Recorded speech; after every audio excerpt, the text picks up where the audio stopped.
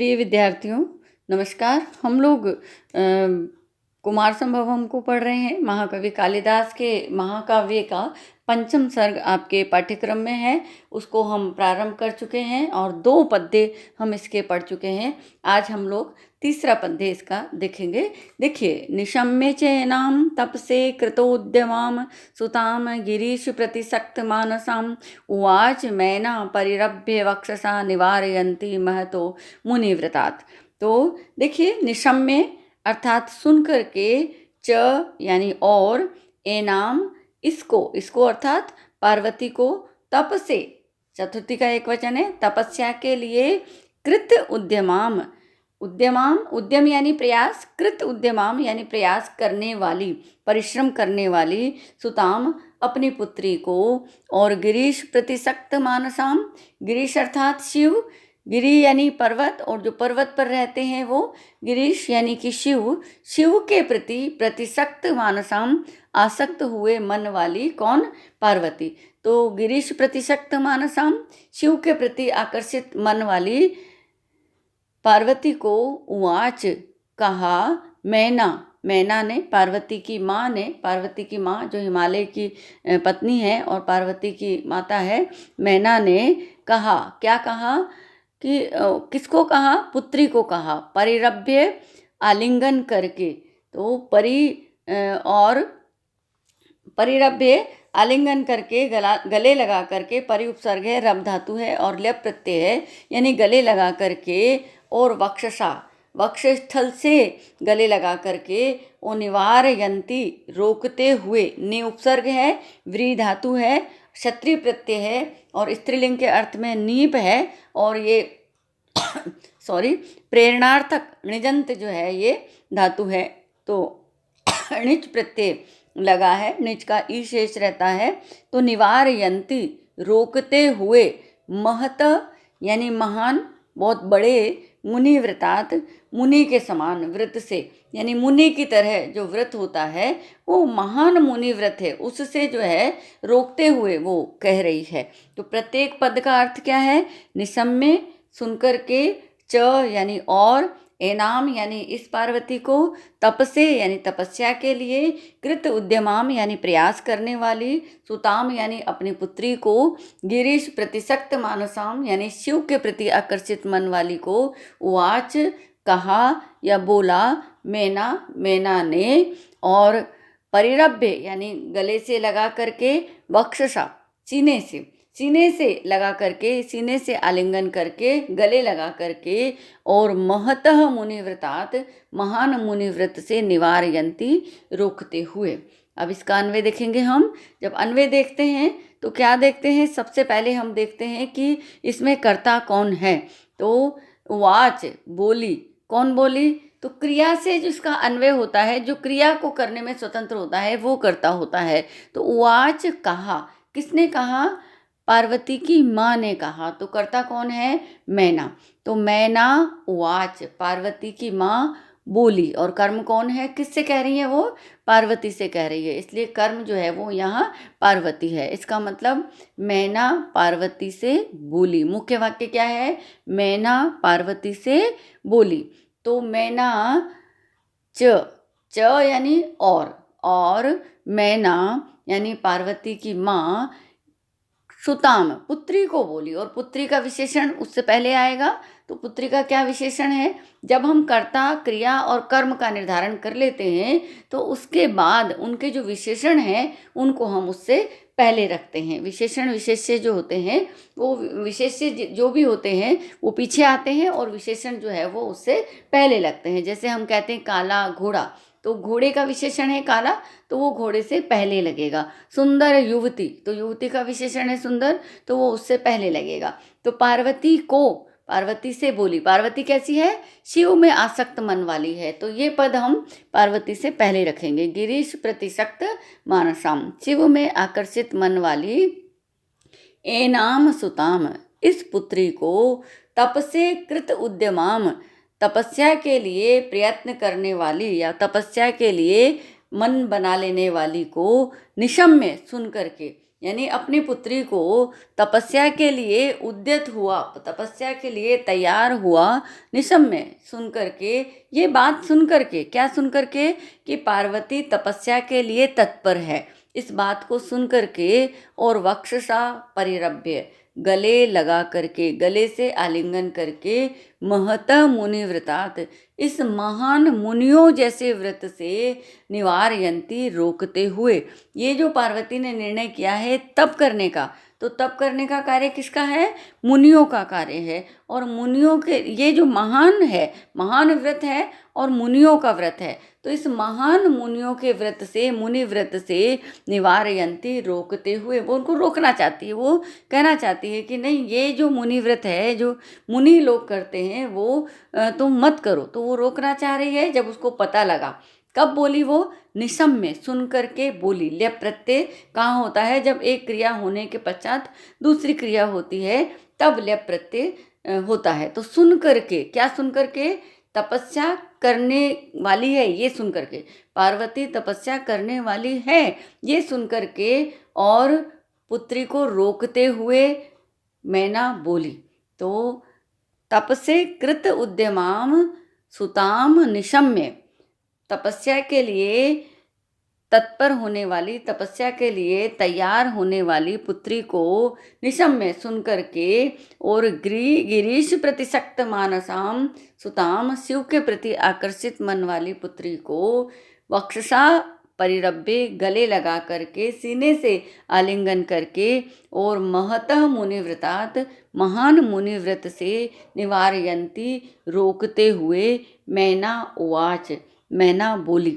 तो कह रहे हैं कि तप से सुताम, तप से कृत उद्यमाम, पुत्री को तपस्या के लिए परिश्रम करने वाली, प्रयास करने वाली, निशम्य सुन करके, यानी पार्वती तपस्या करना चाहती है शिव को पाने के लिए, ये सुन करके, और गिरीश प्रतिशक्त मानसाम एनाम, शिव के प्रति आसक्त मन वाली इसको अर्थात पार्वती को वक्षसा परिरभ्य, गले लगा करके, और महतः मुनिव्रतात निवारयंती, महान मुनिव्रत से रोकते हुए, मैना उवाच, पार्वती की जो माँ है मैना, वो बोली।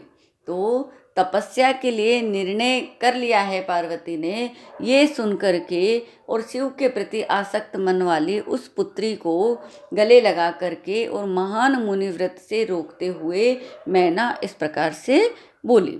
तो मैना जो है यहाँ कर्ता है, और उवाच जो है वो क्रिया है, और सुता जो है वो कर्म है। और कर्म यानी सुता जो है उसका विशेषण क्या है? कि शिव के प्रति उसका मन आसक्त है, और दूसरा विशेषण क्या है? कि तपस्या के लिए उसने निर्णय कर लिया है। तो तपस्या के लिए निर्णय कर लेने वाली, शिव के प्रति आसक्त मन वाली इस पुत्री के बारे में सुन करके, और गले लगा करके, ये दो क्रिया हो रही है कि गले लगा करके बोली, है ना, सुनने के पश्चात गले लगा करके बोली। तो परिरभ्य में भी जो है ल्यप प्रत्यय है, परि उपसर्ग है, रब धातु है, और ल्यप प्रत्यय है। तो गले लगा करके, सीने से लगा करके, महतः मुनिव्रतात, महान मुनिव्रत से, पृथक करने के अर्थ में पंचमी आती है, तो यहाँ मुनिव्रत से वो हटाना चाहती है, इसलिए यहाँ पंचमी है। महतः में भी पंचमी है, और मुनिव्रतात में भी पंचमी है। तो महतः मुनिव्रतात, महान मुनिव्रत से निवारयंती, रोकते हुए, उवाच बोली। कौन बोली? मैना उवाच, पार्वती की माँ बोली, यानी मैना जो उसकी माँ है वो बोली। तो मैना यानी हिमालय की पत्नी, पार्वती की माँ, उवाच बोली। किसको बोली? एनाम सुताम, इस पुत्री को, अपनी पुत्री को बोली। और पुत्री किस प्रकार की है? शिव के प्रति आसक्त मन वाली है, और तप से कृत उद्यमाम, तपस्या के लिए प्रयास करने वाली है, ऐसी पार्वती को मैना बोली। और क्यों बोली वो? क्योंकि मुनिव्रतात निवारयंती, मुनिव्रत से रोकते हुए, मुनिव्रत से रोकना चाहती है, इसलिए वो बोली। तो यहाँ क्षत्रिय प्रत्यय है निवारयंती में, रोकते हुए। तो निरंतरता के अर्थ में जो क्षत्रिय प्रत्यय होता है वर्तमान काल के अर्थ में, तो नी उपसर्ग है यहाँ पर, व्री धातु है, और क्षत्रिय प्रत्यय है, नी स्त्रीलिंग में लगा हुआ है, और जो है निजंत धातु है, ये प्रेरणार्थक, रोकते हुए, रुकते हुए, देखिए रोकते हुए, तो जैसे पढ़ते हुए, पढ़ाते हुए, तो रुकते हुए नहीं, रोकते हुए उवाच बोली। पार्वती को रोकते हुए बोली। किससे रोकते हुए? महान तपस्या से रोकते हुए बोली। क्यों बोली? क्योंकि उसने सुना है कि पार्वती शिव को पाने के लिए तपस्या करना चाहती है, और वो शिव को पाना चाहती है क्योंकि वो उसका मन जो है शिव के प्रति आसक्त है। तो इस प्रकार से इस पद्य का ये अर्थ है। और छंद आपको पता है कि यहाँ पर हमने पहले ही देखा है कि वंशस्थ छंद है। जतौ तो वंशस्थम उदीरितम जरौ, तो जगण तगण जगण और रगण का यहाँ पर क्रम है। इस प्रकार से यहाँ पर जो है ये पद्य का अर्थ आप लोगों को समझ में आ गया होगा। और जो है अगला जो पद्य है इसको इस प्रकार से देखें। मनीषिताः सन्ति गृहेषु देवताः तपः क्व वत्से क्व च तावकं वपु पदम सहेत भ्रमरस्य पेलवम शिरीष पुष्पम न पुनः पदत्रिणः। तो यहाँ कह रहे हैं मनीषिताः सन्ति गृहेषु देवताः, तो गृहेषु घर में ही देवताः देवता लोग देवगण सन्ति हैं, मनीषिता चाहे गए, जो जिन भी देवताओं की तुम तपस्या करना चाहती हो, जिनकी आराधना उपासना करना चाहती हो, वो सब गृहेषु सन्ति घर में ही हैं। जो जितने भी देवता हैं जिनका तुम तप करना चाहती हो, जिनकी तुम उपासना करना चाहती हो, तो सभी देवता घर में हैं। तो तुम यहीं रह करके उनकी आराधना करो। क्योंकि कह रहे हैं कि तपः क्व, तप कहाँ, क्व च तावकम वपु, और कहाँ तुम्हारा शरीर, यानी उसमें कोई तालमेल नहीं है, उसमें कोई बराबरी नहीं है। कहाँ तप और कहाँ तुम्हारा शरीर, यानी तुम्हारा शरीर इस योग्य नहीं है, इतना कठोर नहीं है क्योंकि वो महान मुनि व्रत का पालन कर सके। तो नीचे जो है उसका समर्थन करते हुए कह रहे हैं पदम सहेत भ्रमरस्य पेलवम शिरीष पुष्पम न पुनः पतत्रिणः। तो शिरीष पुष्पम, जो शिरीष पुष्प होता है, यानी शिरीष का जो फूल होता है, वो क्या करता है? भ्रमरस्य पदम, भंवरे के पैर को सहेत सहन कर सकता है, लेकिन न पुनः पतत्रिणः, लेकिन पक्षी के पैर को वो सहन नहीं कर सकता। यानी फूल, छोटा सा फूल, कोमल सा फूल, उस पर भंवरा बैठ जाए तो उसके भार को वो सहन कर सकता है, लेकिन अगर उसके ऊपर पक्षी बैठ जाए तो उसके भार को सहन नहीं कर सकता, क्योंकि पुष्प बहुत ही कोमल होता है, बहुत नाजुक होता है, बहुत ज़्यादा भार सहन नहीं कर सकता। तो शकुंतला की तुलना यहाँ पर जो है वो शिरीष पुष्प, शकुंतला के शरीर की तुलना शिरीष पुष्प से की है। शिरीष पुष्प की तरह वो कोमल है, और जो तपस्या है उसकी तुलना पक्षी पुष्प के लिए जैसे पक्षी होता है उससे की है। तो भ्रमर को वहन कर सकता है, लेकिन पक्षी को वहन नहीं कर सकता। तो तुम घर में रह करके पूजा उपासना आदि कर सकते हो, लेकिन तुम महान मुनियों जैसा व्रत नहीं कर सकती हो। तो इस बात को वो समझाते हुए कह रही हैं कि वत्से, संबोधन देखिए, संबोधन में प्रथमा होती है वत्से, हे पुत्री, मनीषिताः देवताः, जो मन से चाहे गए, मन के इच्छित जो देवता हैं, गृहेषु सन्ति घर में ही है, तपः क्व, तप कहाँ, तावकम वपुश्च क्व, और तुम्हारा शरीर कहाँ। तो नीचे इस बात का समर्थन करने के लिए कह रहे हैं कि पेलवम शिरीष पुष्पम, जो कोमल, जो सुकुमार जो शिरीष का पुष्प है, वो भ्रमरस्य, भंवरे के पदम पैर को सहेत सहन कर सकता है, पतत्रिणः पुनः न, लेकिन पक्षी के पैर को सहन नहीं कर सकता। तो यहाँ पार्वती को मैना समझा रही है कि वत्से, हे पुत्री, मनीषिताः देवताः, चाहे गए देवता, यानी मन से चाहे गए देवता, जिन भी देवता को तुम चाहती हो वे सब गृहेषु सन्ति घर में ही हैं। तो तपः क्व, तावकम वपुश्च क्व, कहाँ तुम्हारा तप और कहाँ तुम्हारा शरीर। पेलवम शिरीष पुष्पम, कोमल शिरीष का जो पुष्प है वो भ्रमरस्य पदम सहित भंवरे के पैर को सहन कर सकता है, लेकिन पतत्रिणः पुनः न, लेकिन पक्षी के पैर को जो है वो सहन नहीं कर सकता। तो यहाँ पर जो है वो दृष्टांत अलंकार है, दृष्टांत दे करके समझाया जा रहा है कि तुम्हारे द्वारा तपस्या करना उसी प्रकार है जैसे शिरीष के पुष्प का पक्षी को सहन करना। तो दृष्टान्तस्तु सधर्मस्य वस्तुनः प्रतिबिंबनम। तो दृष्टांत कहाँ होता है? तो समान धर्म वाली वस्तु का जो प्रतिबिंबन होता है, जहाँ उपमेय और उपमान में बिंब प्रतिबिंब भाव होता है, वहाँ पर दृष्टांत अलंकार होता है। तो यहाँ पार्वती में और शिरीष के पुष्प में जो है वो बिंब प्रतिबिंब भाव है। तो पार्वती का तपस्या करना वैसा ही है जैसे शिरीष पुष्प पर पक्षी का बैठना। तो यहाँ एक बिंब है मूल, उपमेय कौन है? पार्वती का तप करना, और उपमान क्या है? पुष्प पर पक्षी का बैठना। तो इस प्रकार से यहाँ पर बिंब प्रतिबिंब भाव से दृष्टांत अलंकार है। छंद तो वंशस्थ है ही यहाँ इस सर्ग में। तो यहाँ कह रहे हैं कि हे पुत्री, जितने भी चाहे गए देवता हैं वे सब घर में हैं।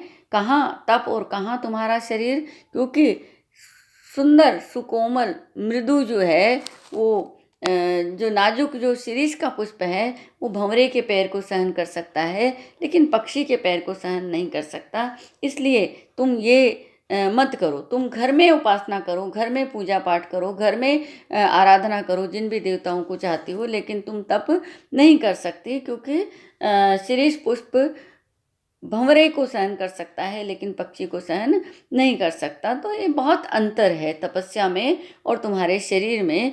तुम्हारा शरीर जो है वो कोमल है, तुम राजकुल में पली बड़ी हो, तुम राजकुमारी हो, तुम्हारा शरीर जो है वो उस तरीके से कठोरता को धारण नहीं किए हुए हैं जिस प्रकार से मुनियों का शरीर होता है। इसलिए तुम घर में रहकर उपासना करो। और उदाहरण देकर के समझाती हैं कि शिरीष का पुष्प भंवरे के पैर को सहन कर सकता है लेकिन पक्षी के पैर को सहन नहीं कर सकता। तो पैलव यानी कोमल, कोमल होता है। शिरीष का जो पुष्प होता है वो कोमल होता है।